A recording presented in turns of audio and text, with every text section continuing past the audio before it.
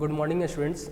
ये जो 11th batch all का जो पेपर होने जा रहा है 5 दिसंबर को, उसके मैथ्स वाले पार्ट का मैं एक्सप्लेन करने जा रहा हूँ। ठीक है, तो क्वेश्चन नंबर 51 से हम लोग स्टार्ट करेंगे। क्वेश्चन नंबर 51 देखो क्या बोल रहा है कि एक क्वाड्रेटिक है और उसके रूट्स क्या हैं। ये क्वाड्रेटिक है x² plus 2bx plus c equal to 0। इसके रूट्स हैं beta plus sine square alpha और दूसरे रूट हैं beta plus cos square alpha. ये पहला वाला है क्वाड्रेटिक है। और जो दूसरा क्वाड्रेटिक है x² plus 2bx plus c equal to 0। इसके रूट्स क्या है, तो gamma plus cos square cos 4 alpha and gamma plus sine alpha to the power 4। अब क्वेश्चन में क्या बोल रहा है कि अगर ऐसा है तो कौन सा स्टेटमेंट करेक्ट है। ये दो क्वाड्रेटिक दिए हुए हैं, उसके रूट्स के बारे में जिक्र कर दिया गया है। फिर क्या बोला कि कौन सा स्टेटमेंट ट्रू है। तो देखते हैं क्या हो रहा है एक्चुअल में। तो ध्यान से देखोगे तो फर्स्ट वाले केस में डिफरेंस ऑफ रूट्स क्या आ रहा होगा, तो beta plus sine square alpha beta plus cos square alpha. ठीक है, डिफरेंस ऑफ रूट्स क्या आ रहा होगा, एब्सोल्यूट वैल्यू ले लेते हैं डिफरेंस ऑफ रूट्स का। तो बीटा अपना कैंसिल आउट हो जाएगा और sign square alpha minus cos square alpha है, तो ये क्या हो जाएगा कॉस 2 अल्फा का मॉडुलस। ठीक है, इन सेम मैनर दूसरे वाले पार्ट में दूसरे वाला जो इक्वेशन है उसका डिफरेंस ऑफ रूट्स क्या हो रहा होगा, तो gamma square cos alpha to the power 4 and gamma plus sine alpha to the power 4, ऐसा कुछ है। और यहाँ पे डिफरेंस ऑफ रूट्स क्या हो रहा है, तो यहाँ पे भी डिफरेंस ऑफ रूट्स क्या आ जाएगा, cos alpha cos square alpha का square minus sine square alpha का स्क्वायर, ऐसा हो जाएगा। ठीक है, cos alpha to the power 4 के क्या लिख सकते हैं, कॉस स्क्वायर अल्फा का स्क्वायर। अब A square minus B square का फॉर्मूला क्या होता है, तो ए माइनस बी, तो cos square alpha minus sine square alpha A minus B into A plus B. तो जब ए प्लस बी करेंगे तो cos square alpha plus sine square alpha हो रहा होगा, जो 1 के इक्वल आ जाएगा। तो ये भी कॉस 2 अल्फा के इक्वल है। इसका मतलब दोनों क्वाड्रेटिक्स के जो डिफरेंस ऑफ रूट्स है वो इक्वल हो रहे हैं। तो डिफरेंस ऑफ रूट्स किसके इक्वल होता है, तो रूट डी अपॉन ए के इक्वल होता है। तो फर्स्ट वाले केस में हम मान लेते हैं कि जो इसका डिस्क्रिमिनेंट है वो d1 है, तो d1 अपॉन a1। और दूसरे वाले क्वाड्रेटिक का जो डिस्क्रिमिनेंट है वो d2 है, तो रूट d2 अपॉन a2 ये इक्वल हो रहा होगा। ऐसा क्यों हो रहा होगा, क्योंकि दोनों क्वाड्रेटिक्स के डिफरेंस ऑफ रूट्स इक्वल है। तो डिफरेंस ऑफ रूट्स का जो फॉर्मूला होता है उसको इक्वेट कर दिए। अब इक्वेट करने से फायदा क्या हुआ, d1 क्या हो गया अपने पास, तो 2b का स्क्वायर माइनस 4c ये अंडर रूट में, और a1 कितना है, तो 1 के इक्वल है। तो ये किसके इक्वल हो रहा होगा, रूट d2 के इक्वल होगा। और d2 क्या हो जाएगा, तो 2 कैपिटल B का स्क्वायर माइनस 4 कैपिटल C, ऐसा कुछ हो रहा होगा। अब आगे क्या करना है, ये दोनों का स्क्वायर कर दो। स्क्वायर करने के बाद B वाले पार्ट को एक साइड लेते चले आओ और C वाले पार्ट्स को दूसरे साइड। तो सिंप्लीफाई करोगे तो आ जाएगा हमारे पास यहाँ से b square minus capital B का square equal to C minus capital C, ऐसा कुछ हो जाएगा। तो जो ऑप्शन बी से मैच कर रहा है, तो 51 का जो आंसर हो जाएगा वो ऑप्शन डी हो जाएगा। ऑप्शन डी से मैच कर रहा है ये। क्वेश्चन नंबर 52 पे आते हैं हम लोग। क्वेश्चन नंबर 52 देखो क्या बोल रहा है कि एक क्वाड्रेटिक है और उसके दोनों रूट्स लेस देन 5 है।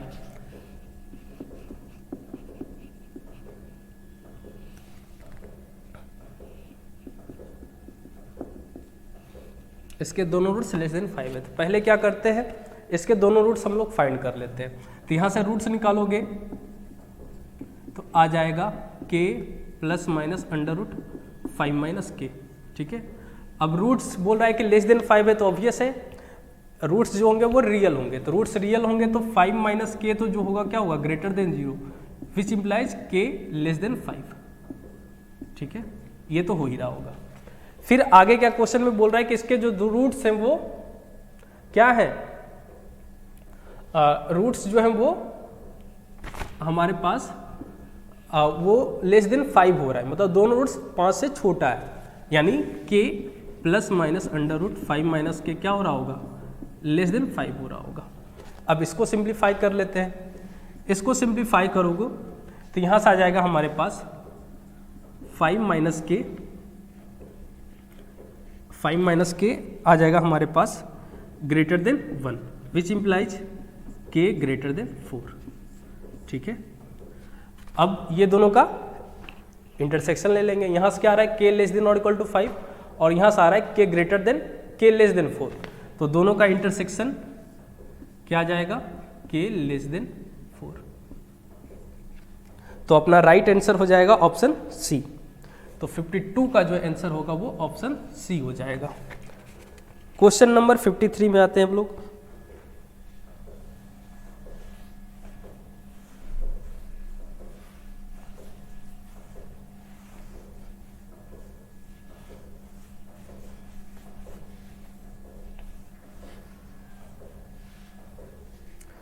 क्वेश्चन नंबर 53 में देखो क्या बोल रहा है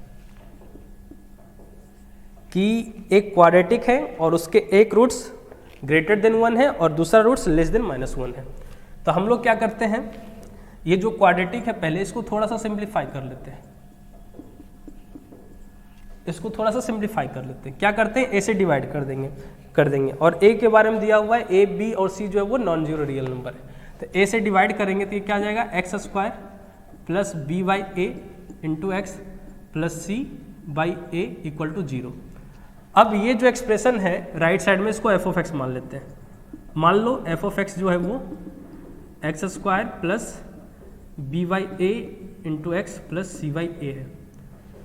अब इसके जो रूट्स हैं वो क्या हो रहे होंगे, अल्फा एंड बीटा। तो इसका ग्राफ बनाएंगे तो ऐसा कुछ बन रहा होगा, एक अल्फा हो रहा होगा और एक बीटा हो रहा होगा।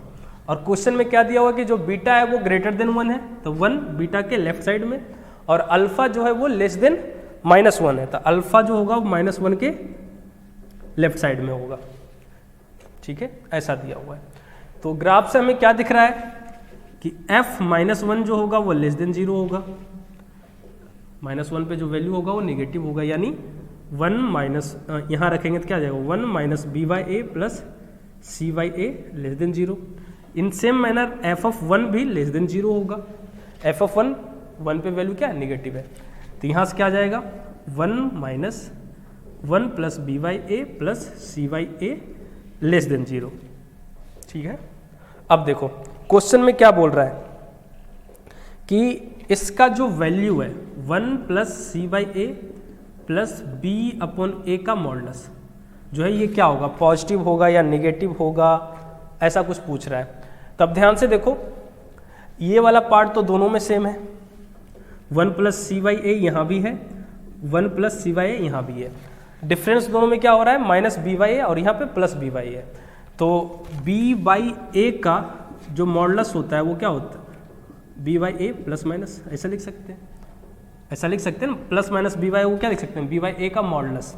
बी बाई ए कुछ भी हो, ऐसा ही पॉसिबिलिटी है, बी बाई ए निगेटिव होगा या फिर पॉजिटिव होगा। ठीक है, तो ये दोनों को कंबाइन करेंगे, इन दोनों को कंबाइन कर लेंगे। ठीक है, तो इन दोनों का कंबाइन इक्वेशन को हम लोग ऐसा लिख सकते हैं, जब ये पॉजिटिव हो रहा होगा तो ये वाला आ जाएगा और जब ये नेगेटिव होगा तो ये वाला आ जाएगा। ठीक है, ये क्लियर है। अब आगे बढ़ते हैं हम लोग, क्वेश्चन नंबर 54 पे आते हैं। क्वेश्चन नंबर 54 में देखो क्या बोल रहा है कि एक क्यूबिक पॉलिनोमियल है और उसके रूट्स क्या है, अल्फा बीटा एंड गामा है। 54 और इसके X cube minus P X square minus plus Q X minus R equal to 0। इसके रूट्स क्या है, अल्फा बीटा एंड गामा। तो इसको हम लोग क्या लिख सकते हैं, x minus alpha into x minus beta into x minus gamma, ऐसा लिख सकते हैं। ठीक है, अब आगे क्वेश्चन में देखो क्या बोल रहा है कि अगर ऐसा है तो beta plus gamma minus alpha, gamma plus alpha minus beta, alpha plus beta minus gamma, इसका वैल्यू क्या होगा। ठीक है, तो हम लोग क्या करते हैं, हमें क्या पता है कि alpha plus beta plus gamma किसके इक्वल होगा, तो P के इक्वल होगा। तो बीटा प्लस गामा को क्या लिख सकते हैं, P minus alpha. In same manner alpha plus beta को क्या लिख सकते हैं, P minus gamma. In same manner alpha plus gamma को क्या लिख सकते हैं, P माइनस बीटा। तो beta plus gamma, gamma plus alpha और alpha plus beta. Beta plus gamma को क्या लिख सकते हैं, P माइनस अल्फा। तो ये क्या हो जाएगा, P minus alpha minus alpha, P minus 2 alpha. वैसे ही क्या हो जाएगा, P माइनस 2 बीटा, और वैसे ये क्या हो जाएगा, P माइनस 2 गामा। ठीक है, अब आगे हमें क्या करना है, तो क्या करते हैं, 2 से हर एक फैक्टर से 2 कॉमन ले लेते हैं। तो हमारे पास क्या आ जाएगा, P/2 minus alpha, P/2 minus beta, P/2 minus gamma. ठीक है, अब देखो ये वाला फैक्टर का वैल्यू कैसे आएगा, तो ये जो अपना आइडेंटिटी है इसमें x की जगह P/2 रख देंगे। तो x की जगह P/2 रखेंगे तो ये क्या आ जाएगा, P/2 का क्यूब, P इंटू P/2 का square plus Q into P/2 minus R। इसको सिंप्लीफाई कर लेंगे, सिंप्लीफाई करने के बाद ये आ जाएगा 4PQ minus PQ minus 8R। ठीक है, ऐसा कुछ आ जाएगा जो अपने ऑप्शन सी से मैच कर रहा है। तो क्वेश्चन नंबर 54 का आंसर हो जाएगा ऑप्शन सी। नेक्स्ट क्वेश्चन 55 में आते हैं हम लोग। क्वेश्चन नंबर 55,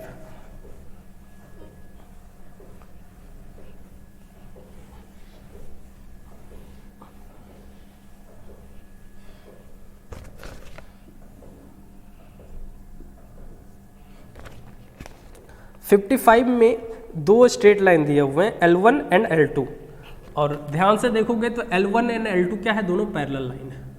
मान लेते हैं ये L1 इक्वल टू 0 है और ये L2 इक्वल टू 0 है, और क्या बोल रहा है, इसको एक स्ट्रेट लाइन, ठीक है, जो ऑरिजिन से पास कर रहा है, मान लेते हैं ये ऑरिजिन है, पास कर रहा है, वो पहले लाइन को पॉइंट M पर एंड दूसरे लाइन को पॉइंट N पे इंटरसेक्ट कर रहा है, और इस पे एक और रैंडम पॉइंट है P।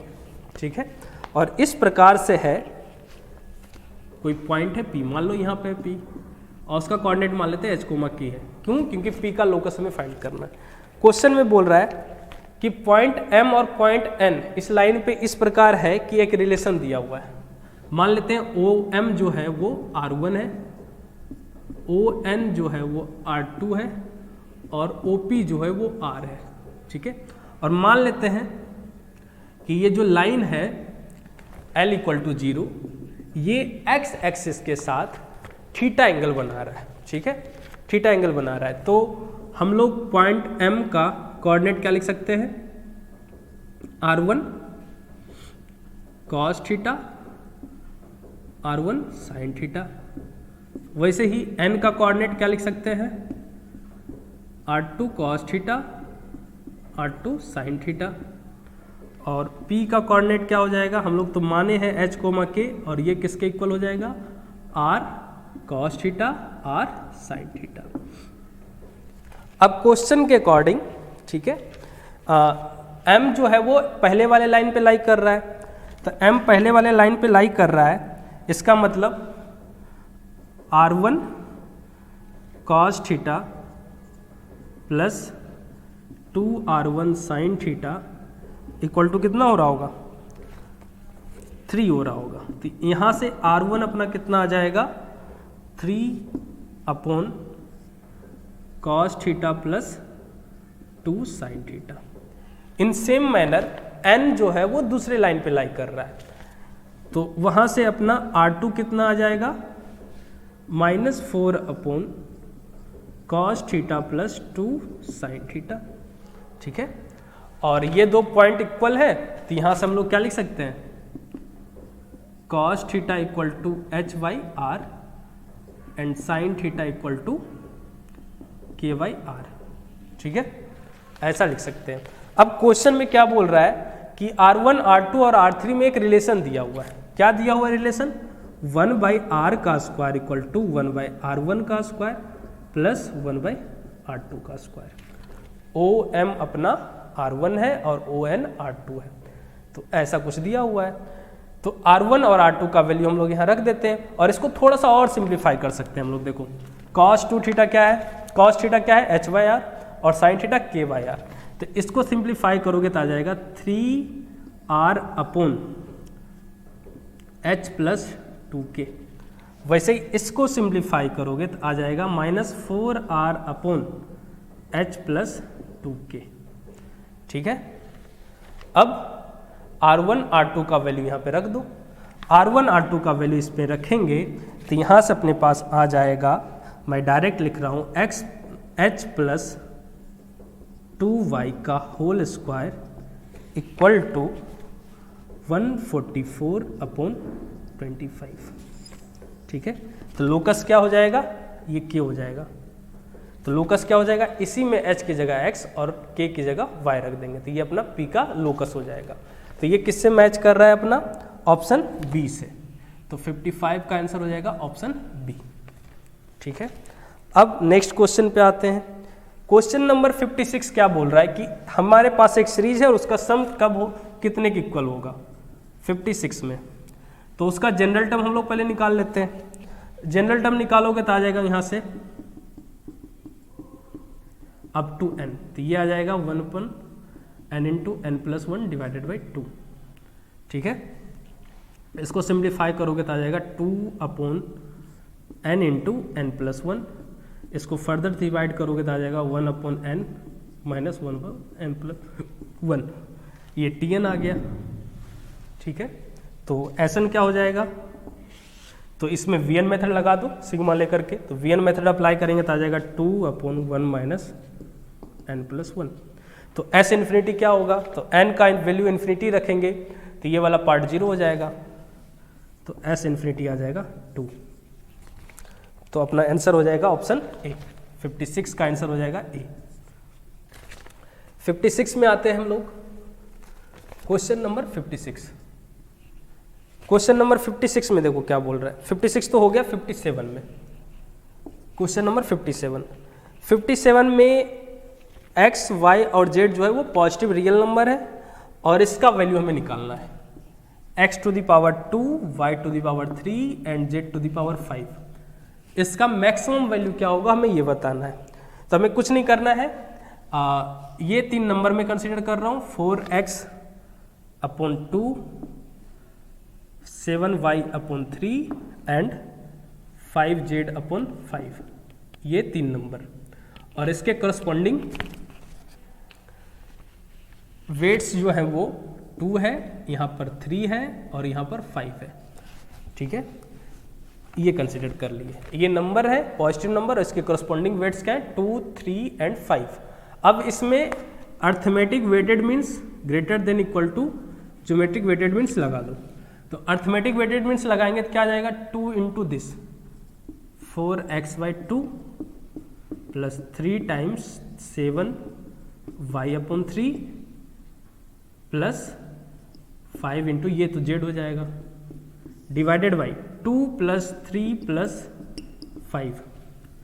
ये क्या हो जाएगा ग्रेटर देन और इक्वल टू वेटेड मीन्स। तो वेटेड मीन्स क्या हो जाएगा 4x by 2 to the power 2, 7y upon 3 to the power 3 and z to the power 5 and overall to the power 1 by 10। इसको ऐड करेंगे तो कितना आ जाएगा 10, तो वहाँ 10 आ जाएगा। ऐसा कुछ आ गया हमारे पास। अब इसी को सिंप्लीफाई कर लेंगे। इसको न्यूमरेटर में क्या आ जाएगा 4x plus 7y plus 5z और वो क्वेश्चन में दिया हुआ 20 के इक्वल है, तो इसके जगह हम लोग 20 रख सकते हैं एंड 20 रखने के बाद इसको सिंप्लीफाई कर लेंगे। सिंप्लीफाई करने के बाद हमारे पास आ जाएगा लेस देन और equal to 2 to the power 8, 3 to the power 3 and 7⁻3 ऐसा कुछ आ जाएगा। तो मैक्सिमम वैल्यू इसका कितना होगा, तो इस नंबर के इक्वल हो रहा होगा। तो ये किससे मैच कर रहा है, ऑप्शन सी से मैच कर रहा है। तो 57 का भी आंसर हो जाएगा ऑप्शन सी। अब नेक्स्ट क्वेश्चन पे आते हैं हम लोग, क्वेश्चन नंबर 58।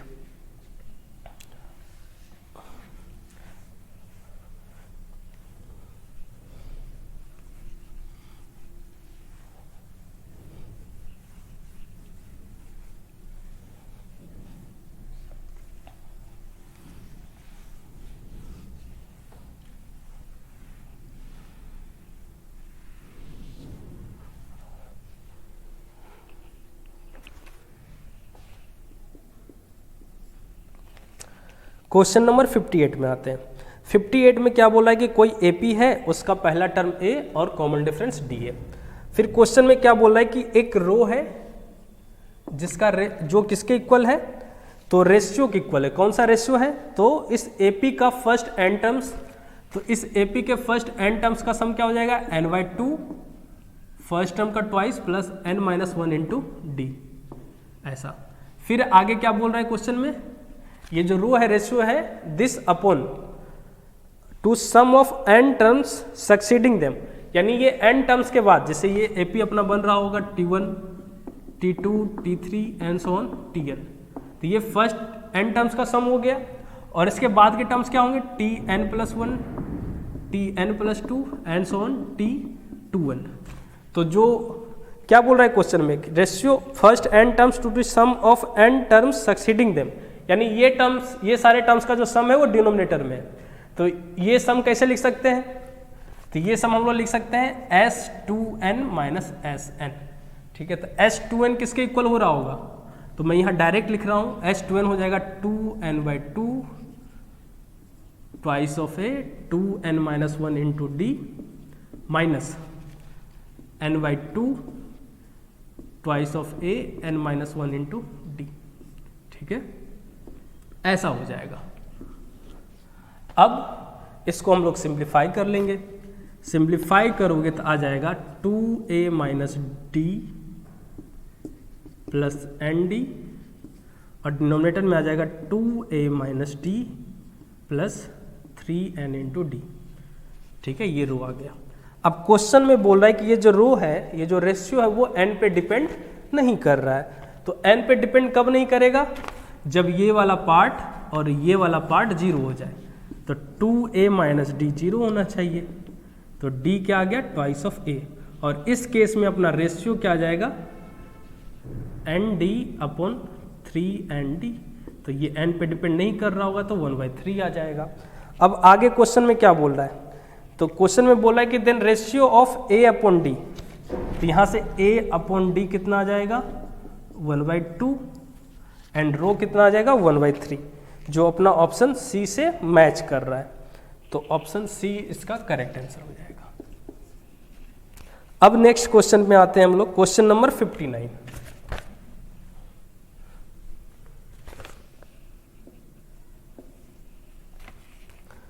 क्वेश्चन नंबर 59 में देखो क्या बोल रहा है कि एक सीरीज है, सम निकालना है, बहुत ही आसान है, और ध्यान से देखोगे तो ये AGP बना रहा है। तो AGP का फॉर्मूला हम लोग अप्लाई कर देंगे, तो ये अपना आंसर आ जाएगा, और ये कहाँ तक जा रहा है, इन्फिनिटी तक जा रहा है।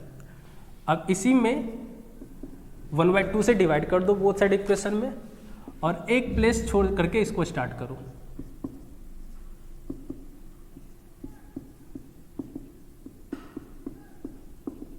ये भी इन्फिनिटी तक जा रहा होगा। अब ये दोनों इक्वेशन का डिफरेंस ले लेते हैं, तो डिफरेंस लेंगे तो इधर क्या आ जाएगा, s माइनस s/2, ये 7/2 माइनस 0 7/2 हो जाएगा। इसको सब्ट्रैक्ट करेंगे तो क्या आ जाएगा, 9 माइनस 7 2/,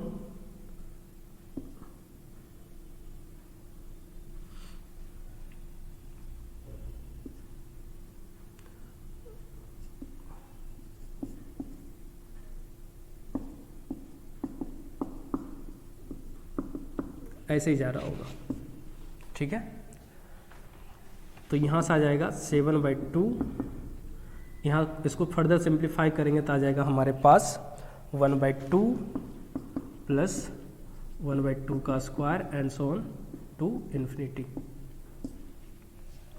तो यहाँ से आ जाएगा हमारे पास 7/2 प्लस फर्स्ट टर्म 1 माइनस 1/2, तो यह आ जाएगा 7/2 प्लस 1। तो क्वेश्चन में हमें निकालना क्या है, s।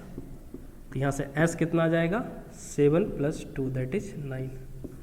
ठीक है, ध्यान से देखेंगे, दोनों का डिफरेंस ले लिए तो 7/2 माइनस 0 7/2, ये दोनों का डिफरेंस 2/2 का स्क्वायर, ये दो का डिफरेंस 2/2 का क्यूब।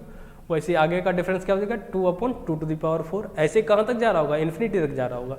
और ध्यान से देखोगे तो ये इनफाइनाइट जीपी बना रहा है, तो इनफाइनाइट जीपी का फॉर्मूला हम लोग यहाँ अप्लाई कर दिए। अप्लाई किए तो ये जो सम है वो 1 के इक्वल आ गया। तो फर्दर इसको सिंप्लीफाई किए तो s का जो वैल्यू है वो 9 के इक्वल आ गया। तो 59 का आंसर क्या हो जाएगा, ऑप्शन बी। 59 का आंसर हो जाएगा ऑप्शन बी। अब क्वेश्चन नंबर हम लोग 60 पे आते हैं।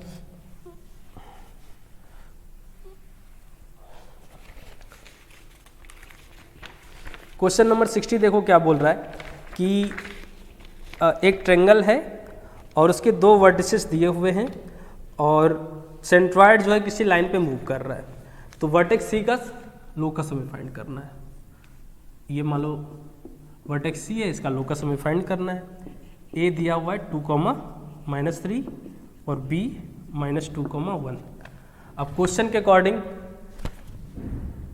जी जो है वो किस लाइन पे लाई कर रहा है, पहले जी तो निकाल लेते हैं हम लोग। तो जी अप्लाई, जी कैसे आ जाएगा, तो h + 2 - 2 divided by 3 and y axis कितना, y कोऑर्डिनेट कितना आ जाएगा 2 - 3 + 1 डिवाइडेड बाई 3। तो ये आ जाएगा h/3 एंड इधर k - 2/3। अब क्वेश्चन के अकॉर्डिंग जो सेंट्रॉइड है इस ट्रेंगल का वो इस लाइन पे लाई कर रहा है, 2x + 3y = 1। तो ये पॉइंट इसको सेटिस्फाई कर रहा होगा।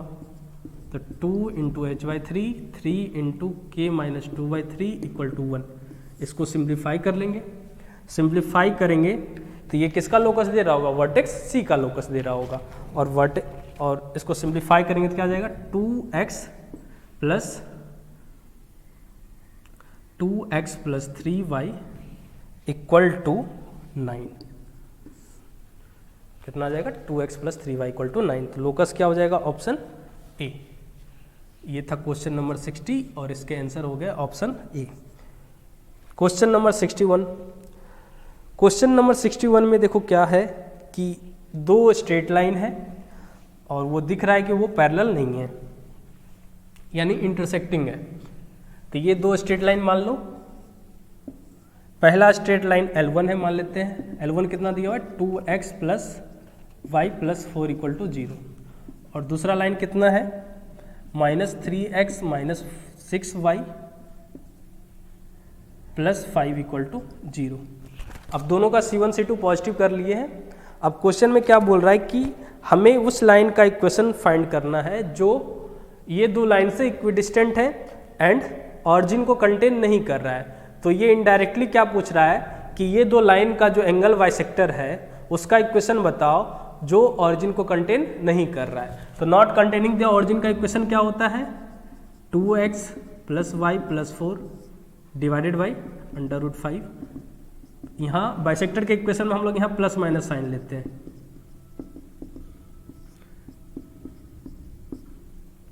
ठीक है, ऐसा आ गया। अब C1 C2 हम लोग इसलिए पहले ही पॉजिटिव बना लिए थे। अब क्वेश्चन में क्या बोल रहा है कि हमें उस बाइसेक्टर का इक्वेशन निकालना है जो ऑरिजिन को कंटेन नहीं कर रहा है। तो जो ऑरिजिन को कंटेन नहीं कर रहा है उसके लिए क्या साइन लेते हैं हम लोग, माइनस साइन लेते हैं। तो इसको सिंप्लीफाई कर लेंगे। सिंप्लीफाई करोगे तो यहाँ से आ जाएगा हमारे पास 3x - 3y + 17 = 0, जो ऑप्शन ए से मैच कर रहा है। ये क्वेश्चन नंबर 61 हो गया। अब आते हैं हम लोग क्वेश्चन नंबर 62। क्वेश्चन नंबर 62 में देखो क्या बोल रहा है कि एक स्ट्रेट लाइन है जिसका इक्वेशन क्या दिया हुआ है x/a + y/b + 1/c = 0। और क्या दिया हुआ है a b c जो है वो HP में है। तो हम लोग क्या लिख सकते हैं 2/b = 1/a प्लस 1/c। तो यहाँ से 1/b क्या हो जाएगा, हाफ 1/a प्लस 1/c। अब 1/b का वैल्यू इसमें रख देते हैं इक्वेशन 1 में। तो 1/b का वैल्यू इसमें रखेंगे तो क्या आ जाएगा, x/a plus y/2 1/a plus 1/c plus 1/c equal to 0। इसको फर्दर सिंप्लीफाई करोगे तो आ जाएगा x प्लस y/2 यहाँ पे 1/a, और इधर क्या आ जाएगा 1/c into y/2 plus 1 equal to 0। ठीक है, अब ध्यान से देखोगे तो ये क्या दिया हुआ है, un L1 plus nu2 L2 equal to 0। तो ये फैमिली ऑफ स्ट्रेट लाइन को रिप्रेजेंट करता है जो L1 और L2 के पॉइंट ऑफ इंटरसेक्शन से पास कर रहा होता है। तो L1 और L2 के पॉइंट ऑफ इंटरसेक्शन को सॉल्व कर लेते हैं, L1 equal to 0 and L2 equal to 0 को सॉल्व कर लेते हैं हम लोग। तो दोनों को सॉल्व करेंगे तो क्या आ जाएगा, y इक्वल टू -2, तो x plus y/2 equal to 0 एक आ रहा होगा। तो यहाँ से x कितना आ जाएगा, x इक्वल टू 1। ठीक है, तो ये अपना कौन सा पॉइंट हो जाएगा, 1, -2। यानी ये जो दिया हुआ स्ट्रेट लाइन है वो हमेशा 1, -2 से पास कर रहा होगा। तो ऑप्शन 62 का क्या हो जाएगा हमारे पास, सी। अब आते हैं हम लोग क्वेश्चन नंबर 63 पे। 63 में देखो क्या दिया हुआ है कि एक स्ट्रेट लाइन है और उसमें मेंशन किया हुआ है कि वो वाई एक्सिस के पैरेलल नहीं है। तो अगर वाई एक्सिस के पैरेलल नहीं है तो स्लोप कभी भी इन्फिनिटी नहीं हो रहा होगा। ठीक है, अब आगे क्या बोल रहा है कि ये दो स्ट्रेट लाइन के साथ, ये जो दो स्ट्रेट लाइन दिया हुआ है y plus 2x equal to 3 and दूसरा लाइन जो है वो है y plus 2x equal to 5। ये दो लाइन पे एक इंटरसेप्ट बना रहा है जिसका लेंथ दिया हुआ है 2 यूनिट्स। a और b हम लोग मान लिए ये पॉइंट ऑफ इंटरसेक्शन है इसका। तो ये जो लेंथ है AB वो दिया हुआ है 2 यूनिट्स। अब आगे क्या क्वेश्चन में पूछ रहा है कि अगर ऐसा है तो उस स्ट्रेट लाइन का इक्वेशन क्या होगा। तो मान लेते हैं ये एंगल थीटा है, ये डिस्टेंस बिटवीन 2 पैरेलल लाइंस निकाल सकते हैं। तो ये डिस्टेंस जो होगा कितना हो जाएगा, 5 - 3 डिवाइडेड बाई √5 यानी 2/√5। ठीक है, तो यहाँ से हम लोग tan थीटा निकाल लेते हैं। tan थीटा कितना आ जाएगा, तो tan थीटा आ जाएगा हमारे पास, ये लेंथ हो जाएगा 4/√5, तो tan थीटा हो जाएगा 1/2। tan थीटा हमारे पास आ गया। अब मान लेते हैं ये जो लाइन है, जो रिक्वायर्ड लाइन है, उसका स्लोप है हमारे पास m। तो अगर स्लोप हमें पता चल जाए तो अपना काम हो जाएगा। और इस लाइन का स्लोप कितना दिया हुआ है, स्लोप हमारे पास है इसका -2।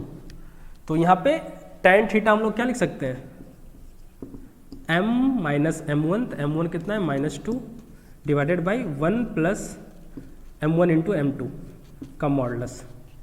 ठीक है, और tan थीटा कितना दिया हुआ है, 1/2 दिया हुआ है। अब इसको हम लोग सॉल्व कर लेंगे तो यहाँ से आ जाएगा m प्लस 2 1 माइनस 2m, ये हो जाएगा ±1/2। तो यहाँ से सॉल्व करेंगे हम लोग तो m का जो वैल्यू है वो आ जाएगा -3/4। ठीक है, m इक्वल टू -3/4। तो लाइन का इक्वेशन हम लोग निकाल सकते हैं। ये लाइन जो है अपना 2,3 से पास कर रहा है, तो लाइन का इक्वेशन कितना हो जाएगा, y - 3/4 x - 2। ये लाइन का इक्वेशन हो जाएगा जो अपना ऑप्शन बी से मैच कर रहा है, ऑप्शन बी से मैच। क्वेश्चन नंबर 64 देखते हैं।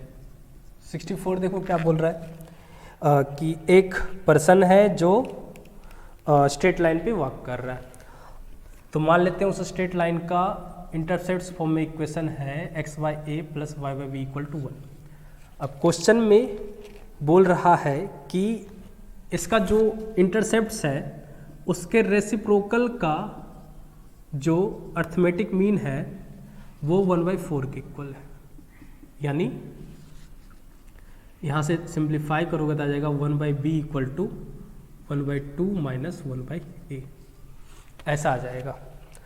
अब आगे क्या बोल रहा है कि अगर ऐसा है तो पहले हम लोग इसको निकाल लेते हैं, यहाँ पे 1/b का वैल्यू रख लेते हैं।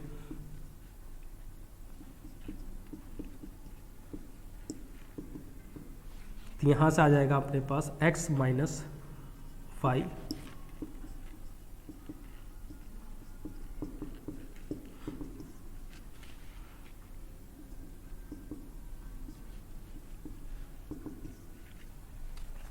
तो 1/b का वैल्यू इसमें रख दिए, तो b का वैल्यू रखे तो हमारे पास एक इक्वेशन बन गया L1 plus lambda L2 equal to 0, यानी ये जो स्ट्रेट लाइन है वो एक फिक्स्ड पॉइंट से पास कर रहा होगा, और वो फिक्स्ड पॉइंट क्या हो रहा होगा, L1 L2 का पॉइंट ऑफ इंटरसेक्शन। तो L1 L2 का पॉइंट ऑफ इंटरसेक्शन निकालोगे तो आ जाएगा 2,2, x इक्वल टू y होगा यहाँ से, और y/2 माइनस 1 इक्वल टू 0, तो y कितना हो रहा होगा 2, तो x भी 2 हो रहा होगा, यानी वो जो पर्सन हो रहा होगा वो हमेशा वो पर्सन कहाँ से पास कर रहा होगा, 2,2 से पास तो कर ही रहा होगा। तो क्वेश्चन में हमारे पास 3 स्टोन है A, B और C, और वो तीनों स्टोन कहाँ पे रखे हुए हैं, तो पहला स्टोन 1,1 पर, दूसरा स्टोन 2,2 पर, और तीसरा स्टोन 4,4 पर। तो क्वेश्चन में पूछ रहा है कि वो जो पर्सन है वो कौन सा स्टोन है जो पर्सन के पाथ में आ रहा है, मतलब पर्सन के रास्ते पे आ रहा है, तो कौन सा स्टोन हो रहा होगा, स्टोन बी ओनली। तो आंसर हो जाएगा अपना ऑप्शन ए। अब 65 पे आते हैं हम लोग। 65 में हमें एक क्वाड्रेटिक फाइंड करना है जिसके रूट्स क्या है, जिसके रूट्स है p एंड q। तो रूट्स क्या हो जाएगा, इक्वेशन क्या हो जाएगा, x square minus p plus Q into x plus P Q equal to 0। तो अगर p plus Q and p into Q का वैल्यू हमें पता चल जाए तो अपना काम हो जाएगा। तो क्वेश्चन के अकॉर्डिंग p प्लस क्यू जो है वो 2 के इक्वल है। अब बच गया क्या, हमें pq निकालना है। तो pq निकालने के लिए क्वेश्चन में एक और इक्वेशन दिया हुआ है, तो इसको हम लोग लिख सकते हैं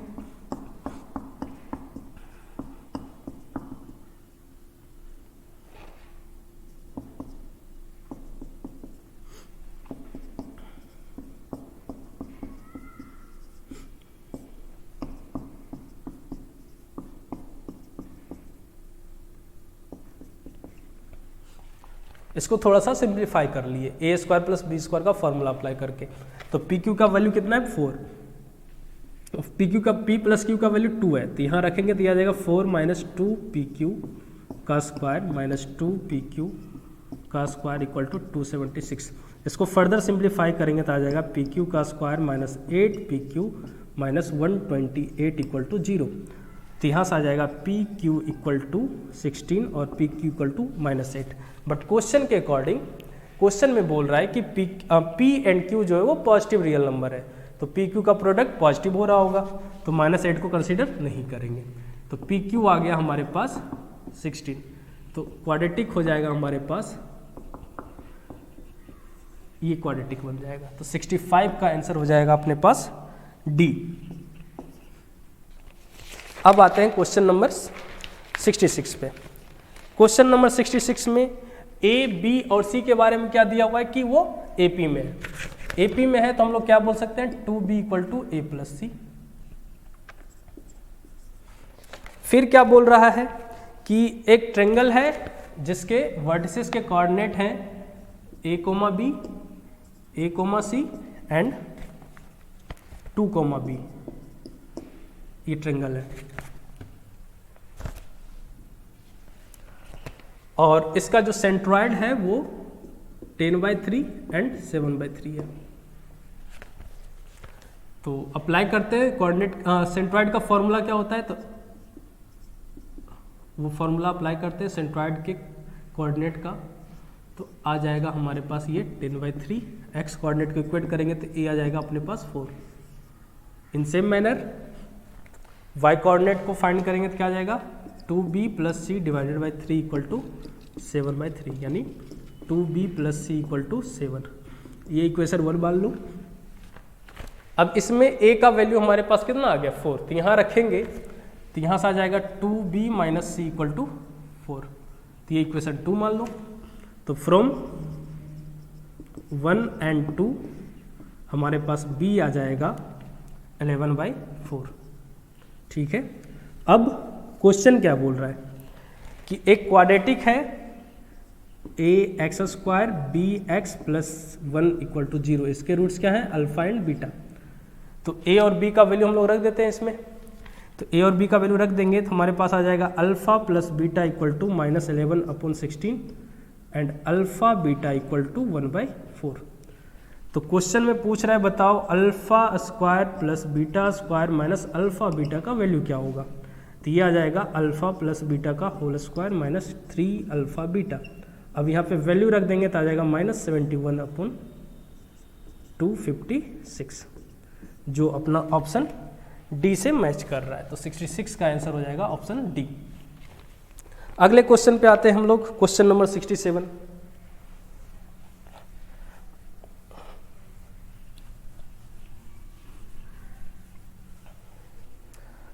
पे आते हैं। 67 में हमारे पास दिया हुआ है 1 प्लस साइन 2 अल्फा, डिनोमिनेटर में दिया हुआ है साइन 2 अल्फा माइनस 2 पाई, तो यह आ जाएगा कॉस 2 अल्फा। फिर tan अल्फा माइनस 3 पाई/4, तो यहाँ tan a माइनस बी का फॉर्मूला अप्लाई कर देंगे। तो tan a माइनस बी का फॉर्मूला अप्लाई करेंगे तो यहाँ से आ जाएगा 1 plus tan alpha divided by 1 minus tan alpha. फिर आगे क्या दिया हुआ है हमारे पास -1/4 साइन 2 अल्फा, तो साइन 2 अल्फा को ऐसे ही रहने देते हैं। फिर ब्रैकेट में है कॉट अल्फा/2 प्लस कॉट 3 पाई/2 प्लस अल्फा/2, तो 3 पाई/2 प्लस थीटा फोर्थ क्वाड्रेंट। अब फोर्थ क्वाड्रेंट में कॉट निगेटिव, तो क्या आ जाएगा ब्रैकेट में हमारे पास कॉट अल्फा/2 माइनस tan अल्फा/2।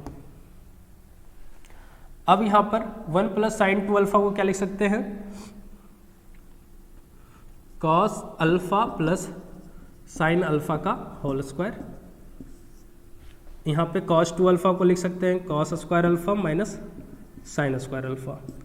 और यहाँ क्या करते हैं, ये जो ब्रैकेट है इसमें कॉस अल्फा से न्यूमरेटर एंड डिनोमिनेटर में मल्टीप्लाई कर देते हैं।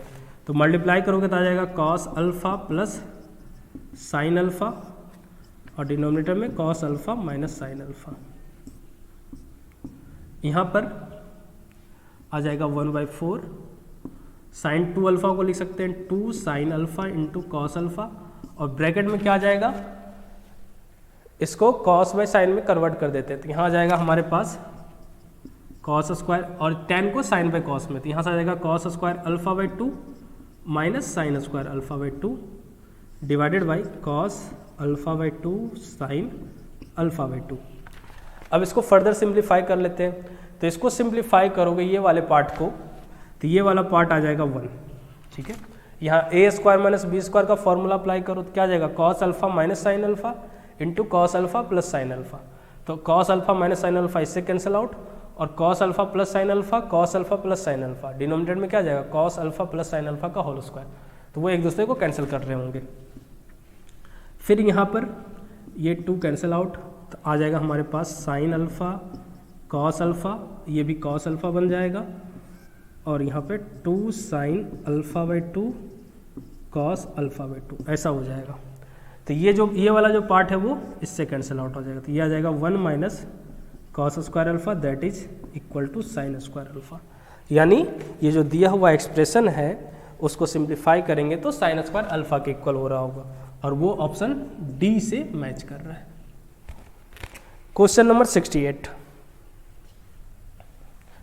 बहुत ही आसान है। क्वेश्चन नंबर 68 को देखो क्या बोल रहा है कि जो क्वेश्चन नंबर 68 है उसमें k किसके इक्वल है, तो k जो है cos 25 degree plus sign 25 degree के इक्वल है, ठीक है। तो क्या करते हैं बोथ साइड 1/√2 से डिवाइड कर देते हैं, तो इधर क्या आ जाएगा 1/√2 cos 25 degree plus 1/√2 sine 25 degree. अब यहाँ 1/√2 को क्या लिख सकते हैं cos 45 डिग्री, ये cos 25 डिग्री, और यहाँ पे 1/√2 को क्या लिख सकते हैं साइन 45 डिग्री, और ये साइन 25 डिग्री पहले से, तो ये हो जाएगा cos 45 डिग्री माइनस 25 डिग्री, तो ये आ जाएगा cos 20 डिग्री। तो क्वेश्चन में क्या पूछ रहा है, cos 20 डिग्री किसके इक्वल होगा, तो cos 20 डिग्री किसके इक्वल आ गया, k/√2 के इक्वल आ गया, जो अपना ऑप्शन ए से मैच कर रहा है। तो 68 का आंसर हो जाएगा ऑप्शन ए। अब आते हैं क्वेश्चन नंबर 69। क्वेश्चन नंबर 69 में क्या बोल रहा है कि अगर sine theta plus cos theta 1/5 के इक्वल है और थीटा अगर हमारा 0 से लेकर पाई के बीच में है तो हमें tan थीटा फाइंड करना है। क्वेश्चन नंबर 69, इसको ध्यान से देखेंगे। Question number 69, cos theta plus sine theta equal to 1/5। अब क्या करते हैं, इस इक्वेशन को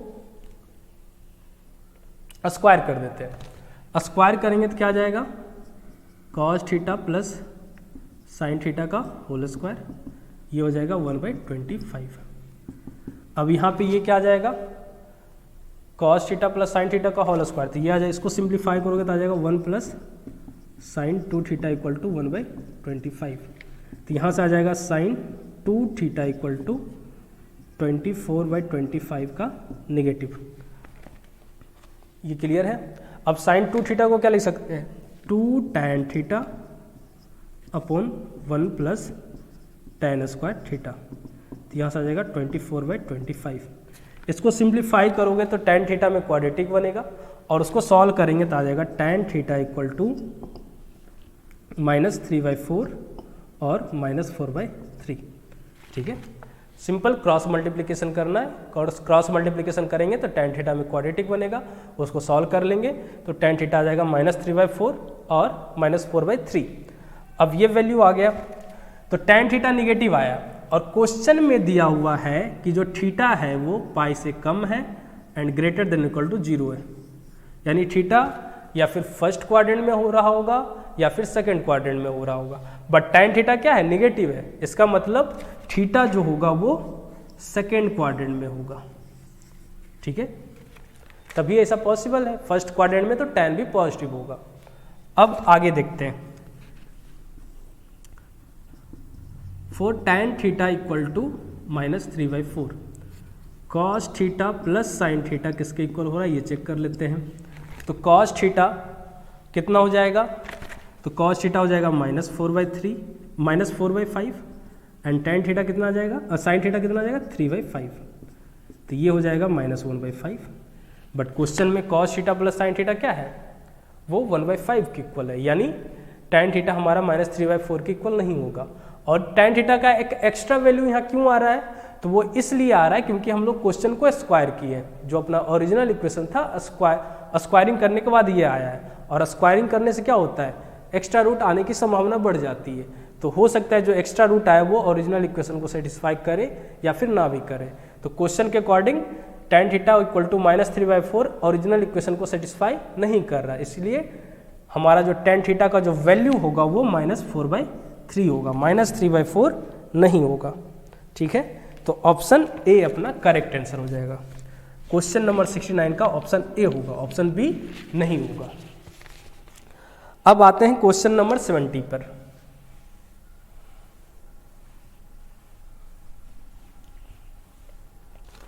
क्वेश्चन नंबर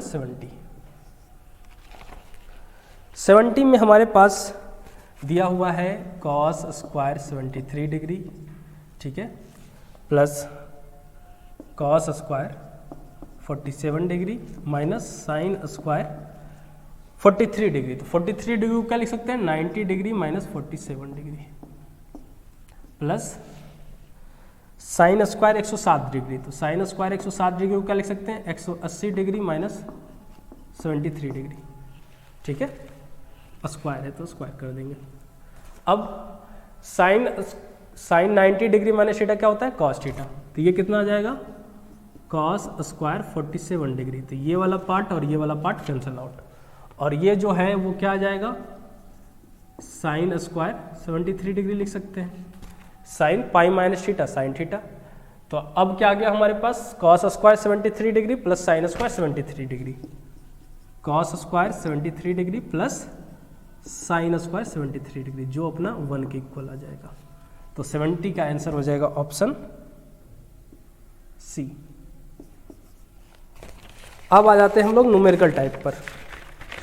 न्यूमेरिकल टाइप का पहला क्वेश्चन है, एक क्वाड्रेटिक है और उसके रूट्स जो हैं अपोजिट साइन के हैं।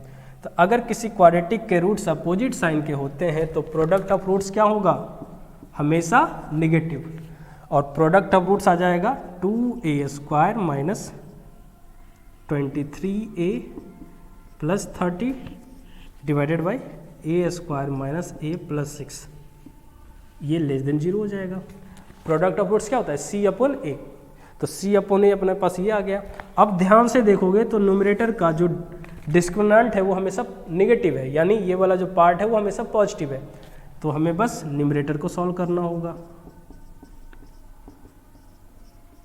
अब इसको सॉल्व करोगे तो आ जाएगा a अपना less than 10 and greater then 3/2, ये ठीक है। तो क्वेश्चन में पूछ रहा है कि a के कितने इंटीग्रल वैल्यू पॉसिबल है, तो a क्या हो सकता है 2, 3, 4, 5, 6, 7, 8 एंड 9, काउंट करोगे तो टोटल कितने हो जाएंगे 8। तो number of integral values of a कितना हो जाएगा 8। क्वेश्चन नंबर 72 में हमारे पास दिया हुआ है a minus B equal to π/4 and y equal to 1 plus tan a into 1 minus tan b। तो क्वेश्चन में a माइनस बी हमारे पास π/4 है, तो क्या करते हैं बोथ साइड tan ले लेते हैं।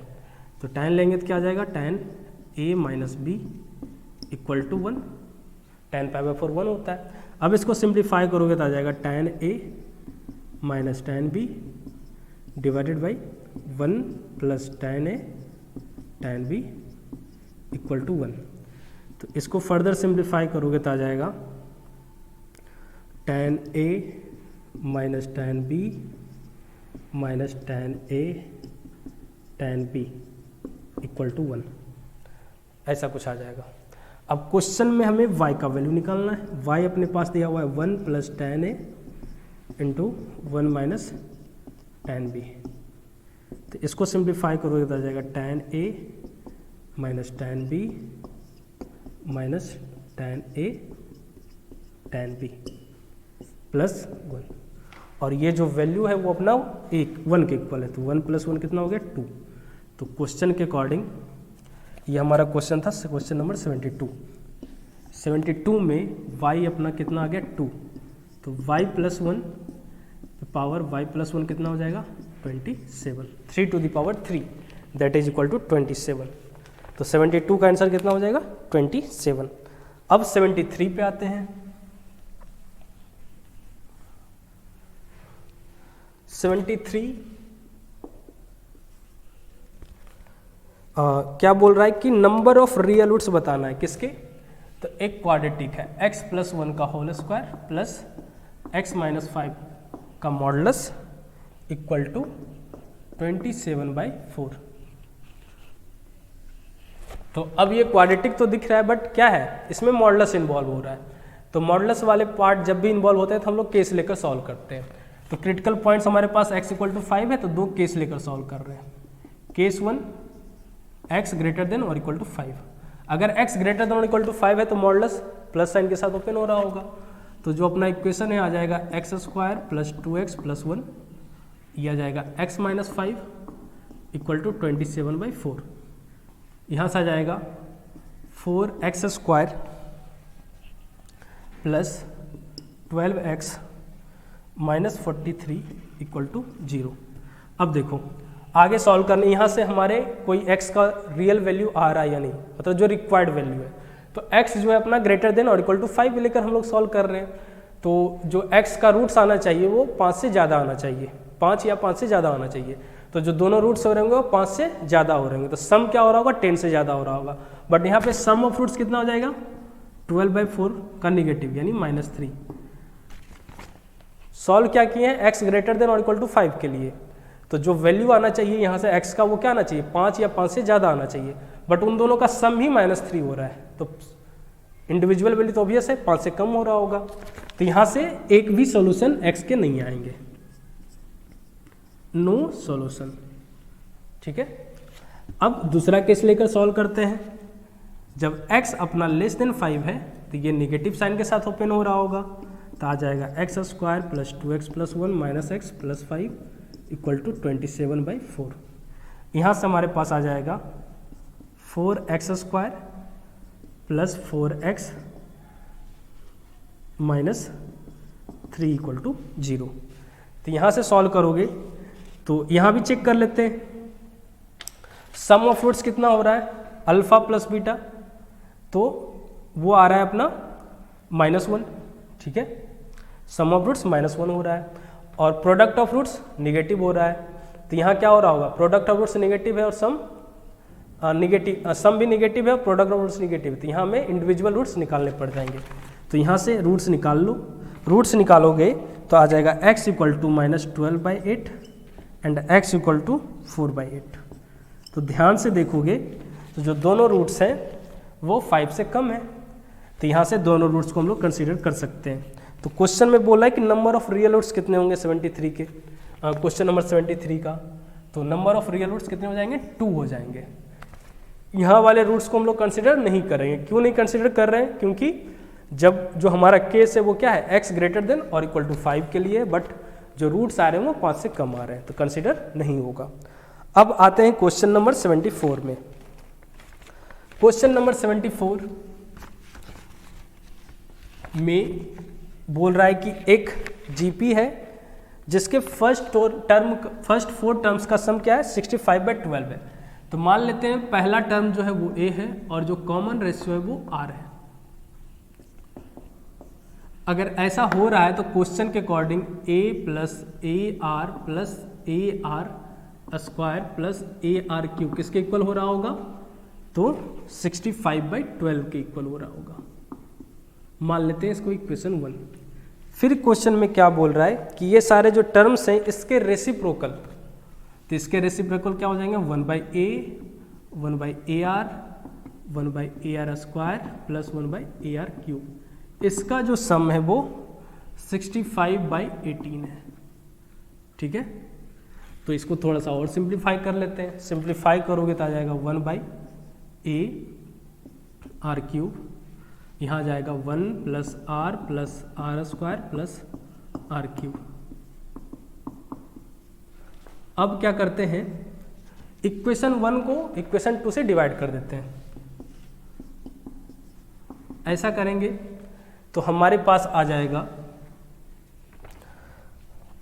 यहाँ से दोनों का रेशियो लेंगे तो आ जाएगा हमारे पास a स्क्वायर और r क्यूब, और 1/2 करेंगे तो आ जाएगा 18/12, दैट इज 3/2। इसको मान लेते हैं इक्वेशन 3। अब क्वेश्चन में और क्या दिया हुआ है कि ये जो जीपी है इसके पहले 3 टर्म का जो प्रोडक्ट है, यानी a into a r into a r square, वो 1 के इक्वल है, यानी a cube into r cube 1 है, यानी इसको क्या लिख सकते हैं, a into a square r cube जो है वो 1 है, और a स्क्वायर आर क्यूब किसके इक्वल है, 3/2 के इक्वल है। तो a कितना हो जाएगा, 2/3 हो जाएगा। अब अगर a 2/3 आ गया तो इसमें a का वैल्यू रख दो, तो वैल्यू रख देंगे तो r आ जाएगा अपने पास 3/2। a आ गया 2/3 एंड r जो है वो अपना कितना आ गया, r आ गया 3/2। ये कैसे आया, तो ये जो वैल्यू है वो 3/2 है, तो यहाँ रख दिया तो a का वैल्यू आ गया। अब किसी एक इक्वेशन में a का वैल्यू रख देते हैं तो वहाँ से r आ जाएगा, तो r आ जाएगा अपने पास 3/2। अब r 3/2 आ गया तो बोल रहा है क्वेश्चन में कि अगर थर्ड टर्म क्या होगा, ए आर स्क्वायर, बोले कि अगर थर्ड टर्म अल्फा है तो अल्फा का वैल्यू क्या होगा, तो a का वैल्यू होगा 2/3 और ये 3/2 का स्क्वायर, तो आ जाएगा ये 3/2। तो अपना 74 का जो राइट आंसर है वो जाएगा 1.5 या फिर 3/2। Question number 75।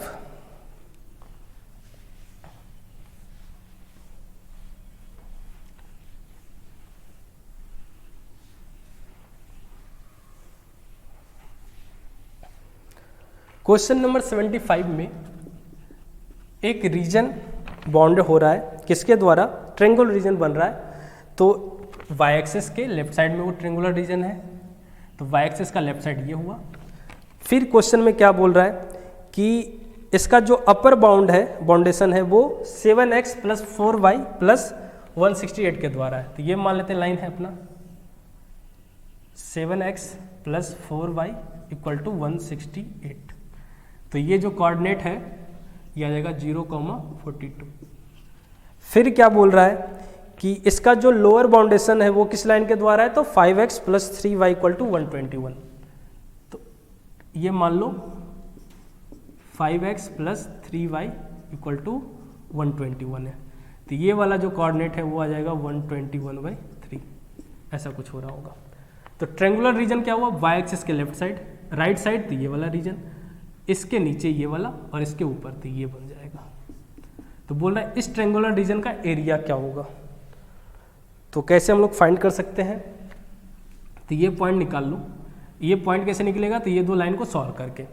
तो ये दो लाइन को सॉल्व करोगे तो जो पॉइंट ऑफ इंटरसेक्शन है वो आ जाएगा 20,7। ठीक है, तो ये जो लेंथ है वो हो जाएगा कितना 20। ठीक है, तो एरिया क्या हो जाएगा, half into base into height. तो बेस कितना हो गया, तो बेस हो गया ये, तो 42 माइनस 121/3 इंटू हाइट कितना हो जाएगा 20। तो क्वेश्चन में पूछ रहा है कि बताओ 3a/10 कितना होगा, तो 3a/10 जो होगा वो आ जाएगा 5। ठीक है, तो 75 का जो आंसर है वो हो जाएगा 5। और इसी के साथ अपना ये लेक्चर समाप्त हुआ।